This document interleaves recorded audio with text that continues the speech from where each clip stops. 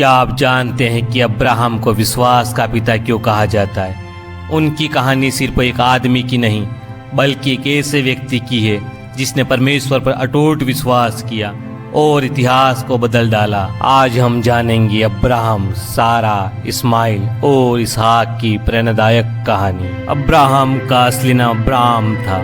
वे ऊर नामक नगर में रहते थे। वहाँ के लोग मूर्ति पूजा करते थे, पर अब्राहम एक अलग सोच रखने वाले व्यक्ति थे। एक दिन परमेश्वर ने उन्हें बुलाया और कहा, अपने देश और अपने पिता के घर से निकलकर उस देश में जा जिसे मैं तुझे दिखाऊंगा। परमेश्वर ने यह वादा किया कि मैं तुझे एक महान जाति बनाऊंगा और तू आशीष का स्रोत बनेगा। फिर अब्राहम कनान की ओर निकल पड़ा। कनान में अकाल पड़ा तो अब्राहम मिस्र चले गए। वहाँ उन्होंने डर के कारण अपनी पत्नी सारा को बहन बताकर राजा से छिपाया। अब्राहम और सारा की कोई संतान नहीं थी।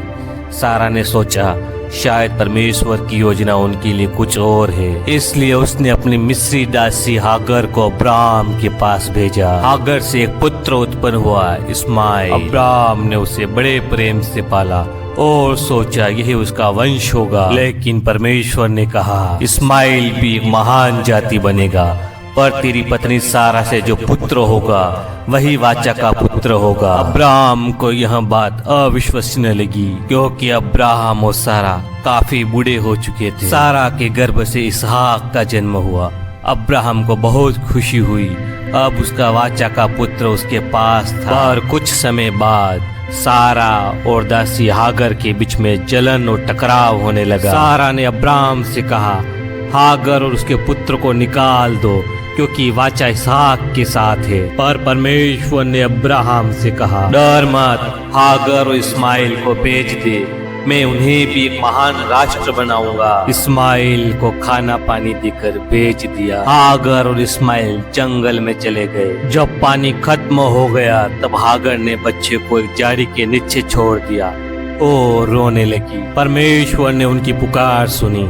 स्वर्गदूत प्रकट हुआ और उनके लिए पानी का कुआं बनाया। इस्माइल जीवित रहा और बड़ा होकर एक धनुर्धर बना। कुछ समय बाद परमेश्वर ने अब्राहम की परीक्षा ली और कहा, अपने पुत्र इसहाक को ले जाकर मुझे होम बलि में चढ़ा। अब्राहम आज्ञाकारी था।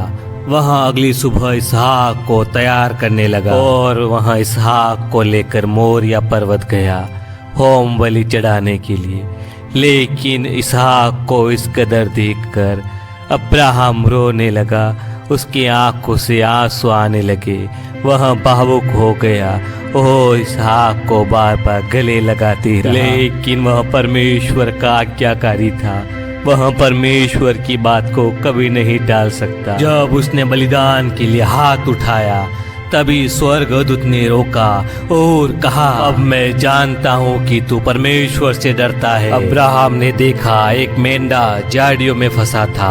उसने उसी मेंढे को बलिदान किया। और कुछ समय बाद अब्राहम की पत्नी सारा की मृत्यु हो जाती है। उसे मकपेला की गुफा में दफनाया जाता है। फिर अब्राहम ने 175 साल की उम्र में अंतिम सांस ली। अब्राहम की दो वंशावलियां बनी, इस्माइल से अरब राष्ट्र और इसहाक से इजराइल राष्ट्र। दोनों ही परमेश्वर की योजना में आशीषित हुए। अब्राहम की कहानी हमें सिखाती है कि विश्वास में चलना आसान नहीं होता, पर उसका फल हमेशा महान होता है। इस्माइल और इसहाक दोनों परमेश्वर की योजना में थे। परमेश्वर अपने वादों को पूरा करता है, चाहे इंसान कितना भी अधूरा क्यों न हो। अब्राहम सच में विश्वास का पिता था। दोस्तों, अगर आप परमेश्वर से प्रेम करते हैं तो वीडियो को लाइक करें, अपने दोस्तों में शेयर करें और चैनल को सब्सक्राइब करें। परमेश्वर आपको आशीषित करे। आमीन।